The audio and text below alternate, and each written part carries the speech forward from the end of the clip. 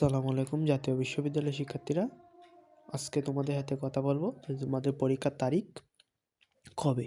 তো তোমরা যারা ইতিমধ্যে অনার্স 2026 সালে ভর্তি পরীক্ষার জন্য আবেদন করেছো, তো ভর্তি পরীক্ষার জন্য তোমাদের প্রথমে কি করতে হবে, তোমাদের প্রথমে একটি অ্যাডমিট কার্ড ডাউনলোড করতে হবে। তো অ্যাডমিট কার্ড কবে ডাউনলোড করবে তা এখনও প্রকাশ হয়নি, তবে পরীক্ষার তারিখ এবং অ্যাডমিট কার্ড প্রকাশ করা হবে।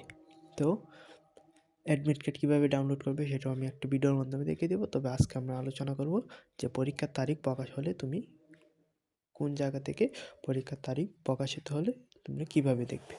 তো তোমরা একটু ভালো করে লক্ষ্য করো, তোমরা এখানে যে একটি দেখতে পাচ্ছ important notice for honours board. তো এখানে যে লেখাটা দেখতে পাচ্ছ, এখানে অনার্সের সকল নোটিশ প্রকাশ করা হয়। তোমরা এখানে একটু ভালো করলে খেয়াল করে দেখতে পারবে যে